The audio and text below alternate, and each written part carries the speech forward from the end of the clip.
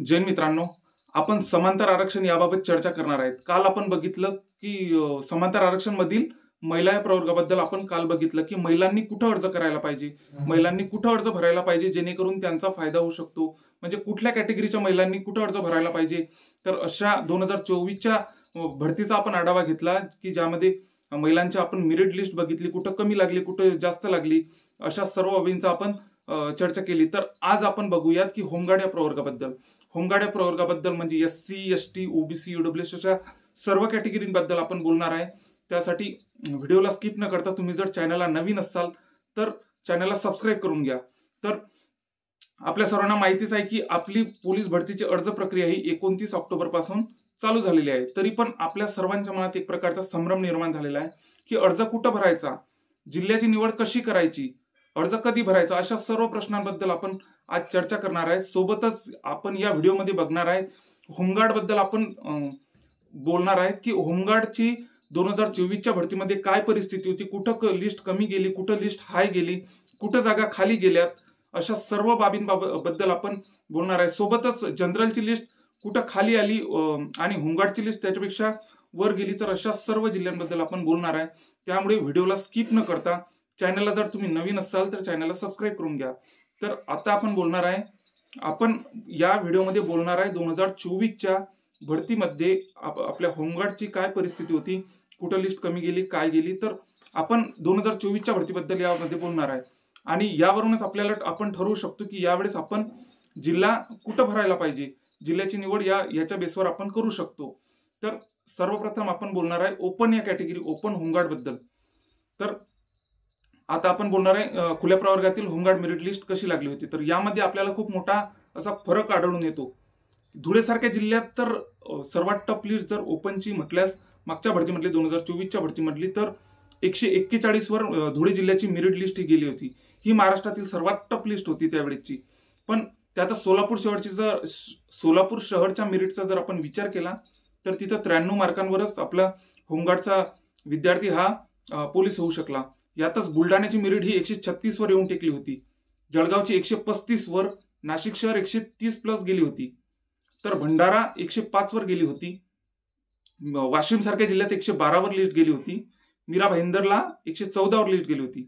तर अशा म्हणजे ओपनची जर सर्वात टपची मेरिट जर लागली तर धुळेला जे की 141 मार्कांवर लागली, सोबतच त्याच्या खालोखाल बुलढाण्याची 136 वर, जळगावची 135 वर, नाशिक शहरची 130 वर, अशा हे टप जिल्हे आहेत। तर सोबतच यामधील कमी जिथं लिस्ट लागली तर भंडारा जिल्ह्यात 105 वर, वाशिम सारख्या जिल्ह्यात 112 वर आपण ओपनच्या लिस्ट बद्दल बोलत आहे, मीरा भाईंदरला 114 वर, अशी या मेरिट मध्ये आपल्याला खूप काहीतरी अशी फरक आढळून येतो।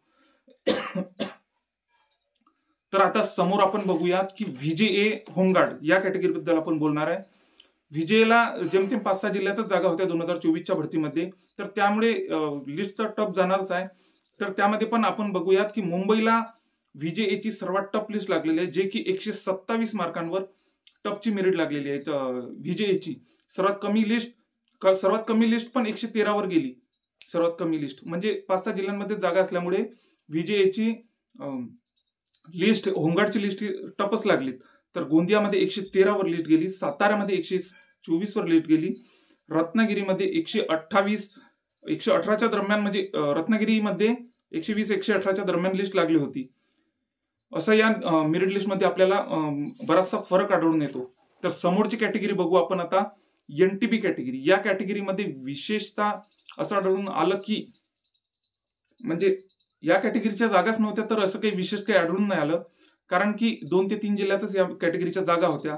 जिथं पण जागा होत्या खरंच तिथं मेरिट जास्तच लागली, तर सर्व ठिकाणी 115 प्लसच लिस्ट लागली एनटीबी होमगार्डची। तर सातारा, नांदेड सारख्या जिल्ह्यात 126 वर लिस्ट गेली, आणि सर्वात हायेस्ट लिस्टचा जर विचार केला तर मुंबई आणि ठाणे शहर इथं 127 लिस्ट लागली।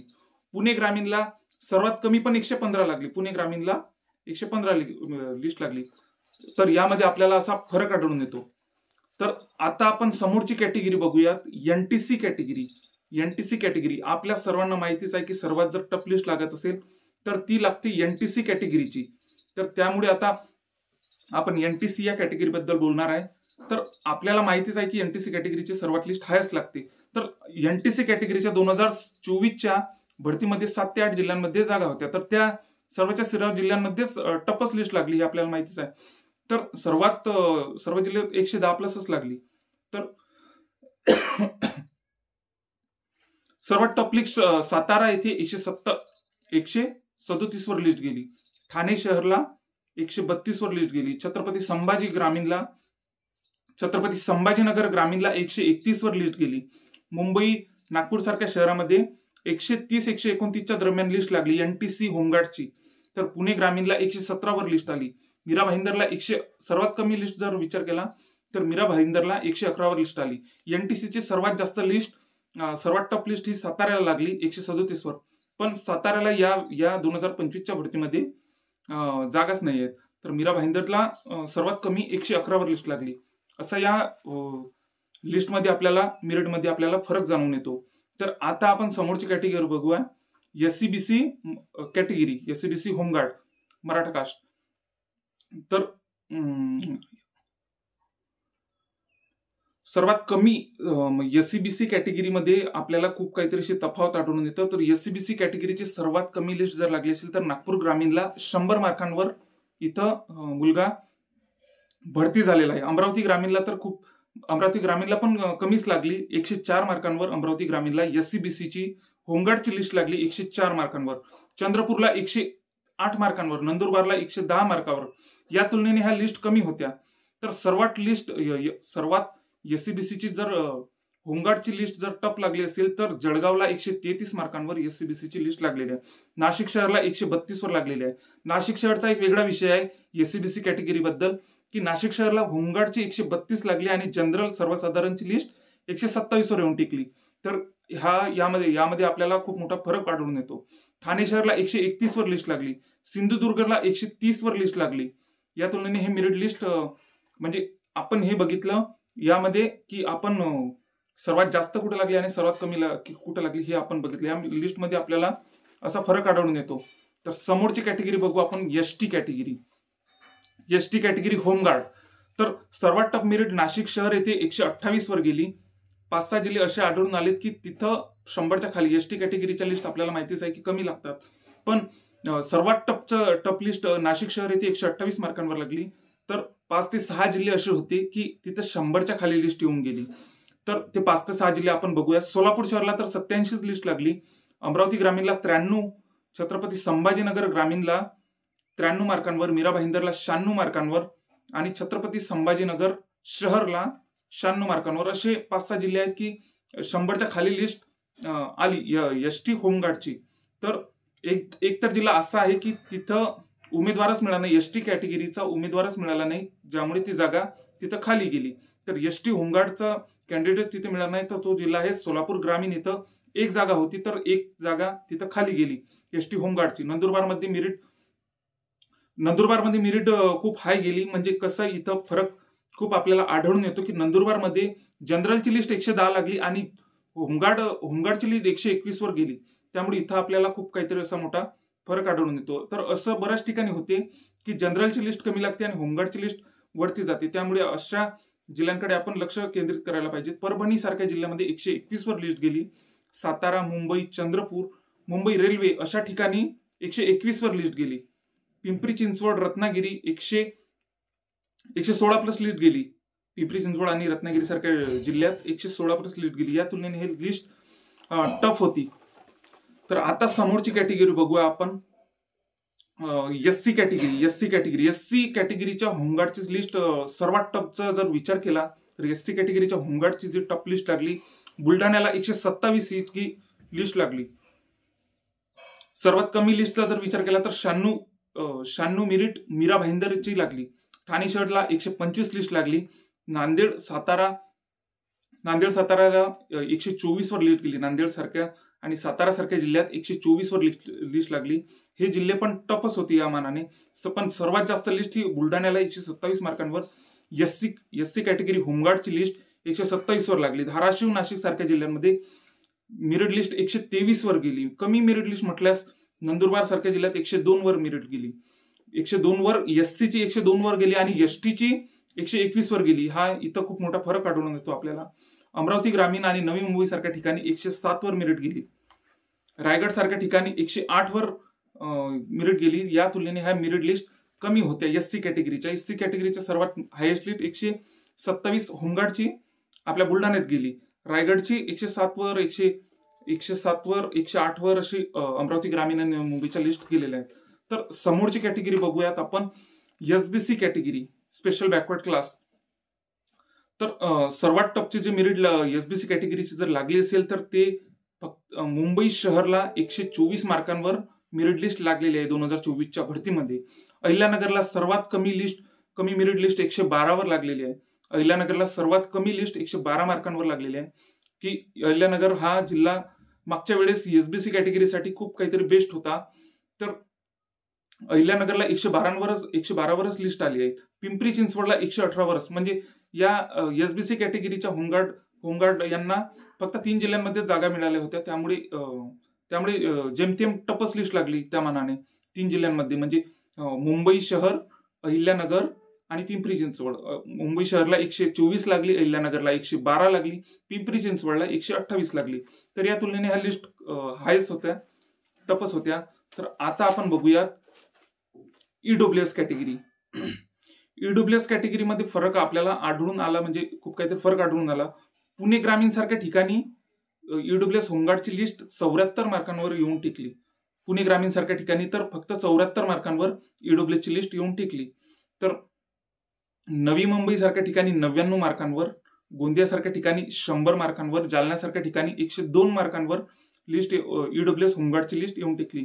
तर हे तुलनेने कमी लिस्ट लागणारे जिल्हे आहेत. कमी लिस्ट लागली 2024च्या भरतीच्या तुलनेत. तर बीड जिल्ह्यामध्ये 1 जागा होती, पण उमेदवारच उपलब्ध झाला नाही ईडब्ल्यूएस कॅटेगरीचा. बीडमध्ये 1 जागा होती, पण तिथं उमेदवारच आपल्याला मिळाला नाही. तर तसंच एसटी कॅटेगरी बद्दल पण झालं. एसटी कॅटेगरीचा सोलापूर ग्रामीण मध्ये 1 जागा होती, पण ते पण खाली गेली. तर अशा 1-2 जागांकडे पण आपण लक्ष द्यायला पाहिजे, जेणेकरून तिथं आपल्याला फायदा होऊ शकतो. सर्वात टपचं जर मेरिटचा जर आपण विचार केला तर पिंपरी चिंचवडला 129 वर लिस्ट गेली. आणि पिंपरी चिंचवडचा एक वेगळा विषय झाला, ईडब्ल्यूएसची 129 वर लिस्ट गेली आणि जनरलची 67 वर लिस्ट आली होती पिंपरी चिंचवडची ईडब्ल्यूएसची. तर हा पिंपरी चिंचवडला इथं खूप मोठा फरक आपल्याला आढळून येतो. बुलढाण्याला 128 वर लिस्ट गेली ईडब्ल्यूएसची होमगार्डची. छत्रपती संभाजीनगर ग्रामीणला 126 मार्कांवर लिस्ट गेली. जनरलची तर इथं फक्त 100 मार्कांवर ईडब्ल्यूएसची लिस्ट लागलेली आहे. ठाणे रायगड सारख्या ठिकाणी 120 प्लस क्रॉस होऊन गेलेली लिस्ट आहे. तर या तुलनेने ईडब्ल्यूएसच्या लिस्ट ह्या टफ आहेत, म्हणजे कुठं कमी तर कुठं जास्त अशा ईडब्ल्यूएस मध्ये आपल्याला आढळून येते. तर समोरची कॅटेगरी आपण बघू, ओबीसी होमगार्ड या कॅटेगरी बद्दल आपण बोलणार आहे. आता 2024ची भरतीबद्दल आपण बोलणार आहे. तर ओबीसी होमगार्डचा टपचा जर विचार केला तर चंद्रपूरला 135 इतकी लिस्ट लागलेली आहे आणि जनरलला 130 इतकी लिस्ट लागलेली आहे. म्हणजे चंद्रपूरमध्ये असं झालं की चंद्रपूरची होमगार्डची लिस्ट 135 लागली आणि सर्वसाधारणची लिस्ट 130 वर येऊन टिकली. तर इथं हा खूप मोठा आपल्याला फरक आढळून येतो. भंडारा सारख्या जिल्ह्यात 105 वर, तर मीरा भाईंदरला 107, वाशिमला 108 आणि पुणे ग्रामीणला 111 असे हे कमी लिस्ट लागणारे जिल्हे आहे. भंडारा, मीरा भाईंदर, वाशिम आणि पुणे ग्रामीण अशा या 4 जिल्ह्यांमध्ये भंडाऱ्यामध्ये 105, मीरा भाईंदरला 107, वाशिमला 108 आणि पुणे ग्रामीणला 111 अशी कमी लिस्ट लागली. बीड, बुलढाणा यांसारख्या जिल्ह्यांमध्ये 132 वर लिस्ट गेलेली आहे. बीड आणि बुलढाणा सारख्या जिल्ह्यांमध्ये. छत्रपती संभाजीनगर जीआरपीला 130 वर ओबीसी होमगार्डची लिस्ट गेलेली आहे मागच्या 2024च्या भरतीमध्ये. तर जालन्यासारख्या जिल्ह्यामध्ये 130-129 वर लिस्ट येऊन टिकलेली होती. तर या तुलनेने ओबीसी होमगार्डची लिस्ट टप लागलेली आहे. तर सर्वात जर टपचा विचार केला तर ओबीसी होमगार्डची सर्वात टपची लिस्ट 135 इथं चंद्रपूरला लागली, तर भंडाऱ्याला 105 वर येऊन टिकली. कारण की भंडाऱ्याचा पेपर पण टपच असतो त्या मानाने. 2-3 वर्षाचा जर पेपर बघितला तर मीरा भाईंदरला 107 वरच लागली, वाशिमला 108 वर लागली, पुणे ग्रामीणला 111 वर लागली. तर अशा या सर्व बाबींचा आपण विचार करायला पाहिजे. तर अशा आपण सर्व कॅटेगरींचा आपण इथं होमगार्डची 2024च्या भरतीमध्ये काय परिस्थिती होती, 2024च्या भरतीची आपण कट ऑफ बघितला, कुठं लिस्ट हाय गेली, कुठं कमी लागली, कुठं मीडियम होती आणि कुठं जागा खाली गेल्या. तर एसटी कॅटेगरीच्या सोलापूर ग्रामीणमध्ये एक जागा खाली गेली आणि ईडब्ल्यूएस कॅटेगरीची बीड या जिल्ह्यामध्ये एक जागा खाली गेली, जे की सर्वसाधारणला भेटत असते. तर अशा प्रकारे आपण सर्व कॅटेगरींच्या होमगार्डचा आपण सविस्तर असं विश्लेषण केलं आहे. तर अशा प्रकारे आपण हे सर्व बघितलं आहे. तर आता जर तुम्ही चॅनलला नवीन असाल तर चॅनलला सबस्क्राईब करून घ्या आणि जे तुमचे होमगार्ड मित्र असतील त्यांच्यापर्यंत हा व्हिडिओ पाठवा, जेणेकरून त्यांना या व्हिडिओचा म्हणजे मागच्या लिस्टच्या बघितल्या आपण या 2024च्या, तर या व्हिडिओचा त्यांना फायदा होऊ शकतो. जय हिंद.